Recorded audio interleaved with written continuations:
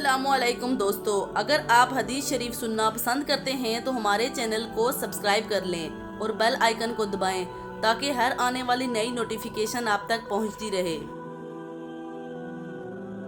آج ہم غیبت کے بارے میں تفصیل سے جانیں گے۔ غیبت کیا ہے؟ رسول اللہ صلی اللہ علیہ وسلم نے غیبت کی تعریف کرتے ہوئے فرمایا، کیا تم جانتے ہو کہ غیبت سے کیا مراد ہے؟ انہوں نے کہا، اللہ اور اس کا رسول بہتر جانتے ہیں۔ آپ صلی اللہ علیہ وسلم نے فرمایا، اپنے بھائی کے بارے میں کوئی ایسی بات کہنا جو اسے ناپسند ہو۔ ایک نے پوچھا، اگرچہ میں جو کچھ کہتا ہوں وہ میرے بھائی کے بارے میں سچا ہے، تو آپ صلی اللہ علیہ وسلم نے فرمایا، اگر تم نے اس کے بارے میں جو عیب کہا ہے وہ سچ ہے تو تم نے اس کی غیبت کی ہے، اور اگر اس کے پاس وہ نہیں جو تم کہتے ہو تو تم نے اس پر بہتان لگایا۔ غیبت کسی شخص کی غیر موجودگی میں اس کی برائی یا عیب بیان کرنے کو کہا جاتا ہے، جو اگر اس شخص کے سامنے کہا جائے تو اسے ناگوار گزرے۔ اسلامی تعلیمات میں غیبت کو ایک سنگین گناہ تصور کیا جاتا ہے اور اس سے بچنے کی تاکید کی گئی ہے۔ غیبت کی مختلف شکلیں ہو سکتی ہیں، جیسا زبان سے کسی کی برائی یا خامیوں کا ذکر کرنا، اشارے یا حرکات سے ایسے اشارے کرنا یا ایسی حرکات کرنا جن سے کسی کی خامی ظاہر ہو، لکھنے سے کسی کی برائی یا خامیوں کو لکھ کر پھیلانا۔ قرآن مجید میں اللہ تعالیٰ نے غیبت کو مردہ بھائی کا گوشت کھانے کے مترادف قرار دیا ہے، جو کہ انتہائی نفرت انگیز عمل ہے۔ حدیث مبارکہ کی روشنی میں غیبت۔ حضرت ابو ہریرہ رضی اللہ عنہ سے روایت ہے کہ رسول اللہ صلی اللہ علیہ وسلم نے فرمایا، کیا تم جانتے ہو کہ غیبت کیا ہے؟ صحابہ نے عرض کیا، اللہ اور اس کا رسول بہتر جانتے ہیں۔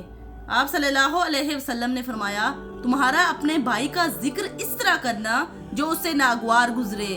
کسی نے عرض کیا، اگر میرے بھائی میں وہ عیب موجود ہو جو میں کہہ رہا ہوں؟ آپ صلی اللہ علیہ وسلم نے فرمایا، اگر اس میں وہ بات موجود ہو جو تم کہہ رہے ہو تو تم نے اس کی غیبت کی، اور اگر اس میں وہ بات نہیں ہے جو تم نے کی تو تم نے اس پر بہتان لگایا۔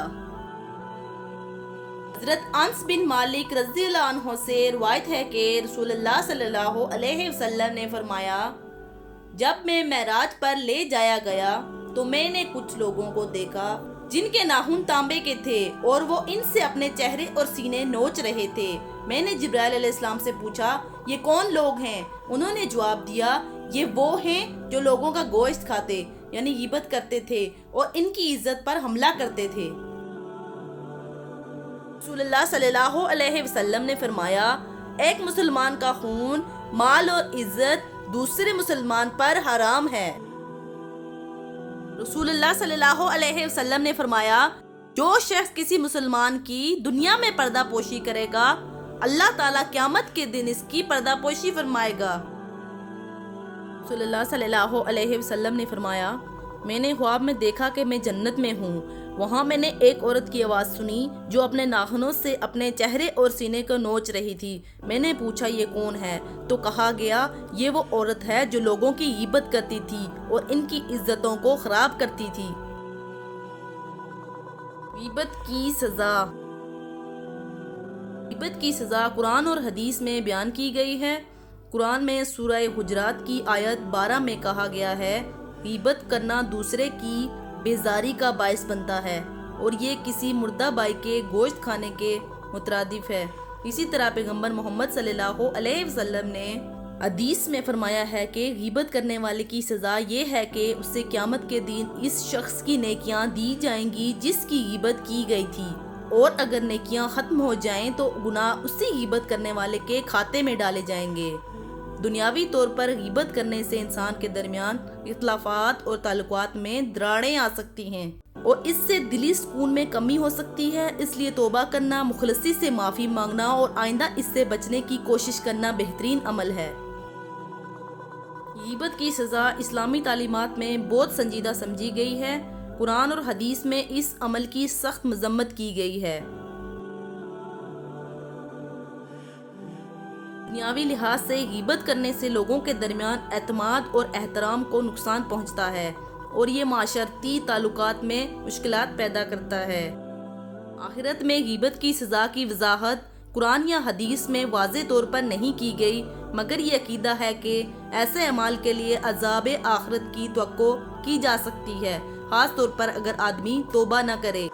اس کے علاوہ غیبت کے مرتکب کو اس کی غلطیوں کے لیے معافی مانگنی چاہیے اور آئندہ کے لیے اس عمل سے بچنے کی کوشش کرنی چاہیے۔ غیبت کرنے کے نقصانات۔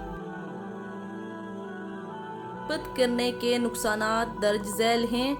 اخلاقی نقصانات۔ غیبت کرنے سے شخصی اخلاقیاتی کمزوریاں ہوتی ہیں۔ اس کے عمل سے دوسروں کے ساتھ اعتماد اور احترام متاثر ہوتا ہے۔ معاشرتی نقصانات۔ غیبت کی وجہ سے تعلقات میں تناؤ اور دشمنی بڑھتی ہے، جو معاشرتی ہمدردی اور ہم آہنگی کو نقصان پہنچاتی ہے۔ روحانی نقصانات۔ اسلامی تعلیمات کے مطابق غیبت کرنے والے کو آخرت میں عذاب کا سامنا کرنا پڑ سکتا ہے، اور یہ عمل انسان کی روحانیت اور اللہ سے تعلق کو متاثر کرتا ہے۔ ذہنی تناؤ۔ اس کے نتیجے میں خود اپنے دل و دماغ میں بھی احساس جرم اور ندامت پیدا ہو سکتا ہے۔ قانونی نقصانات۔ بعض معاشرتی یا قانونی نظاموں میں غیبت کی بنیاد پر قانونی یا سماجی کارروائی بھی ہو سکتی ہے۔ یہ سب نقصانات اس بات کی اہمیت کو ظاہر کرتے ہیں کہ غیبت سے پرہیز کرنا ضروری ہے، اس کے بدلے مثبت اور مفید گفتگو کو فروغ دینا چاہیے۔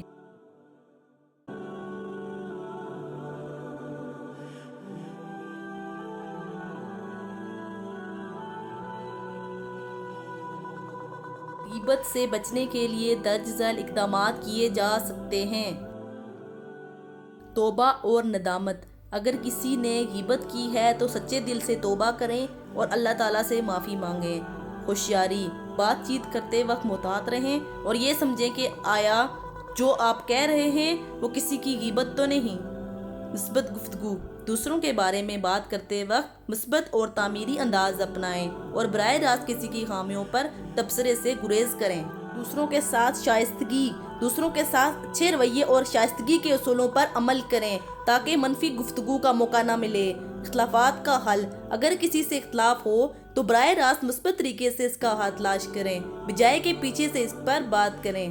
ہچکچاہٹ کا اظہار۔ اگر کسی مکالمے میں غیبت کی طرف اشارہ ہو رہا ہو تو خاموشی اختیار کریں یا بات کو تبدیل کریں۔ نیک نیتی۔ دوسروں کے بارے میں سوچتے وقت ان کی نیت اور حالات کے بارے میں نیک نیتی رکھیں اور منفی خیالات کو دور کرنے کی کوشش کریں۔ علم میں اضافہ۔ اسلامی تعلیمات کے بارے میں مزید معلومات حاصل کریں تاکہ آپ بہتر طور پر سمجھ سکیں کہ غیبت کی قباحت کیا ہے اور اس سے کیسے بچا جا سکے۔